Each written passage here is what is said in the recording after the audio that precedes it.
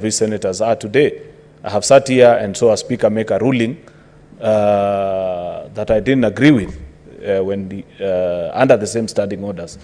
While I protested, made noise, did everything, but it never got to the point that it has gotten today. And I felt that ideally what the minority side was doing, I didn't agree with it. But then we said, he said, she said, you did, I did, will not be useful for this House at this moment. Let's try and find a solution. And I think a solution is what we have proposed together with the Leader of Minority, Mr. Speaker, that I want to humbly plead with you. I know it's not easy because, first of all, you're an elder. Secondly, you're the Speaker in charge. You're an elected senator. And for the kind of sins that have happened before you, I don't think they make you happy in any way. But on behalf of the leadership that came to see you, we have apologized to you and said, Mr. Speaker, let that be behind us as a House. But then we want to plead with you that, first of all, in the interest of a bigger conversation, you abandon the communication that you wanted to make this afternoon. That's our humble request to you, that we plead with you, Mr. Speaker, that because there's a broader conversation that will take place, we have also agreed on the third point, which I'll mention. That's point number one, the request. Secondly, Mr. Speaker, I want to plead with you, because it's within your power still. You make communication, you pass a conversation, you can equally undo it. That the 4 colleagues that you had requested to leave the chamber, I personally plead on their behalf that you let that matter rest. I want to plead that we avoid cheers for today, because you know this matter is not settled before the Speaker. The person actually aggrieved is a Speaker. You can equally be a Speaker one day or chair of a committee, and if these things happen to you, it's not very easy. So I want to plead with you, Speaker, on behalf of the House, from the majority side, minority side, that you set aside that I know it's not easy, and I know it's not a very good precedent, but I also want, and I have said this to none less than the minority leader and the leaders that are here before, that please, members, we have standing order number 126. We're almost getting to that point. It is not a very good thing if we get to standing order number 126, because if a Speaker asks you to retreat from the chamber and you refuse, there are consequences, and they are very grave.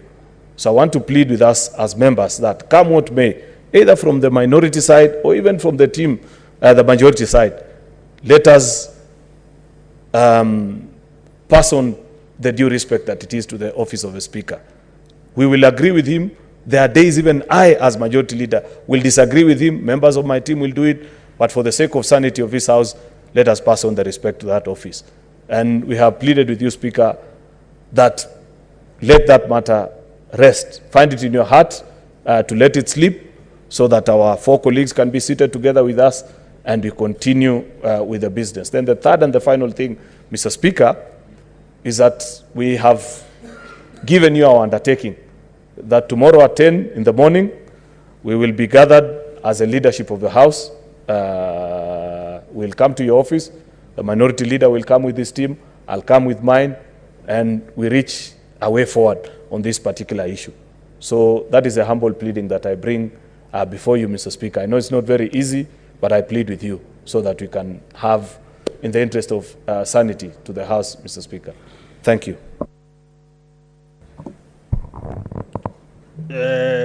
Commissioner Mugeni.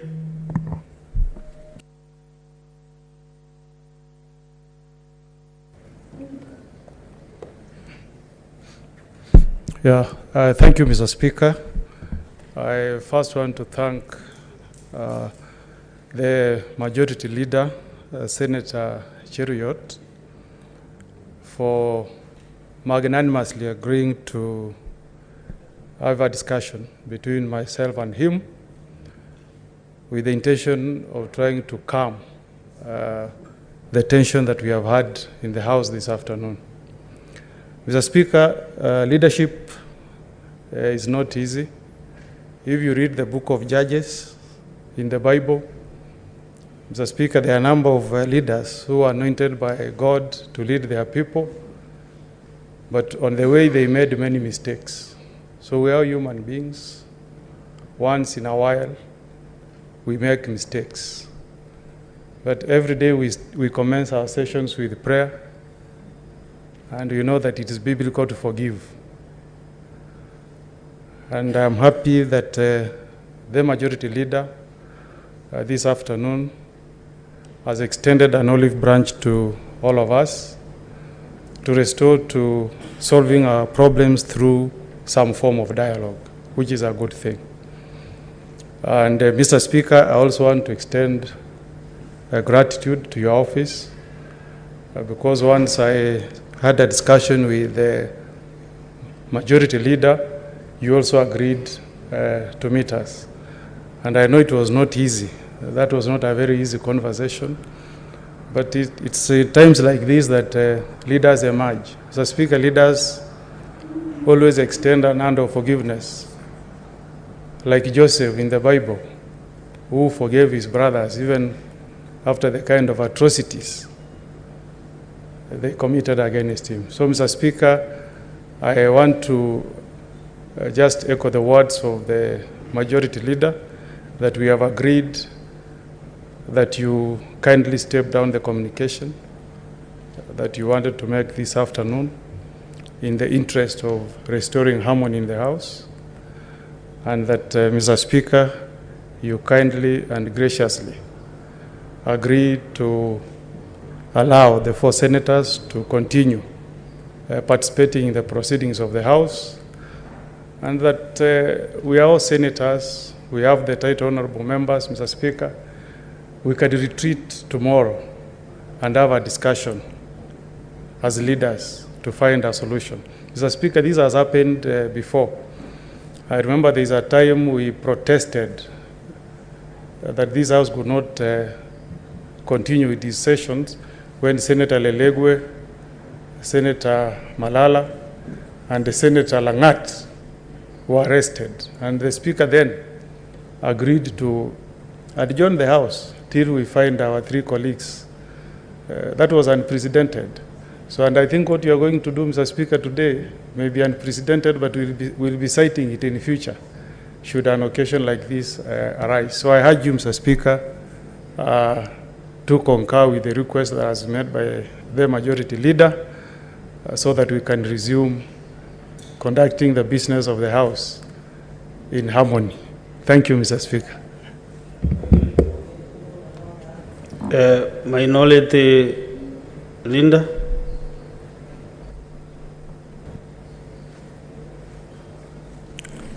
Asante Bwana Spika. Bwana Spika,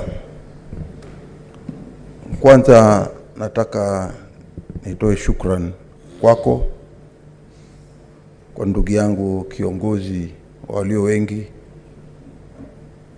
na pia vile commissioner wetu na naibu wangu, kwa sababu tumekuita na ukakubali ili tuje tukae tuangalie suluhisho liko namna gani. Hilo ni jambo moja ambalo nataka kushukuru sana. Bwana Spika, utaelewa kwamba katika bunge lazima kuwe na pande mbili. Na katika hizi pande mbili ni kama ukiweka majembe mawili ndani ya gunia alafu yakose kugongana. Kawaida ukiweka majembe lazima yagongane. Kule kwetu kama tunaenda shambani, tunaweka alafu nabeba unaenda paka shambani unaanza kazi ya kulima. Kwa hiyo sisi tukiwa pande hii na wale wakiwa pande ile, ni lazima saa nyingine kutakuwa na hizo tofauti. Lakini tumekaa na ndugu yangu, tumeongea, tumeona kwamba saa nyingine kunakuwa na mwelekeo. Yote aliyosema ndugu yangu Aaron nimekubaliana nayo. La muhimu zaidi ambalo nataka kushukuru zaidi ni kwamba wewe kama kiongozi ama kinara wetu hapa, Bwana Spika, umefanya vizuri kutusikiza na nimekuambia maombi yetu. Na vile tulivyoafikiana na tukakubaliana ndio nina hakika utaweza kuyasema hapa. Waswahili wanasema yaliyopita si ndwele, tugange yajayo. Maanake kuna mengi sisi kama viongozi tutapitia. Kuna mengi zaidi utayapata, Bwana Spika. Hii ni safari tu, imeanza. Tuko na wewe hapa katika is highly regretted. And I do hope that we can be able to carry ourselves with decorum, be able to look into the future in a more progressive way. The way things degenerate, sometimes it is out of provocation. But like I said, I don't have a lot to say. Whatever happened in this afternoon, it is highly regretted. And we hope that we can all sit down as leaders who have got a responsibility to be able to uphold the rule of law, to be able to represent our people who have sent us here, people who queued very early so that they can be able to send us here. They have a lot of faith in us. It would be very, very sad, Mr. Speaker, if the Speaker loses the House at the early stage. I want to concur with the Majority Leader, the Minority Leader, and the Deputy Minority Leader that all of us make mistakes. And even in the Maasai community, to make a mistake is not a mistake. To repeat the same mistake over and over, it becomes a mistake. So, Mr. Speaker, I hope that we can put it all behind us. Those actions, on my part, are highly regretted. I thank you, Mr. Speaker. Senator Hendy, who the chair previously referred to as Enoch. Senator Hendy.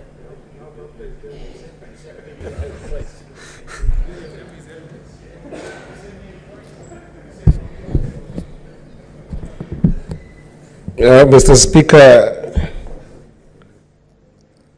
I've learned very late that the chair had requested that I leave the House. And Mr. Speaker, I think that this probably is my 26th sitting in this House since I was elected as Senator from Migori County. And Mr. Speaker, I've had privileges, many of them, of contributing in this House before you as chair. And you can probably judge me by my character, apart from the last 2 days that, or rather the last 2 sittings that have been agitated. And I think when I come to this House, Mr. Speaker, I come to this House because I have a responsibility for my people. My people expect me to be able to bring the plight that they are facing. There are people who are going without food in the grassroots because of the high cost of living that we're facing today. There are people in Migori County today who have got their assets like motorcycles that I've spoken about very passionately in this House, who cannot pay the credit that they have.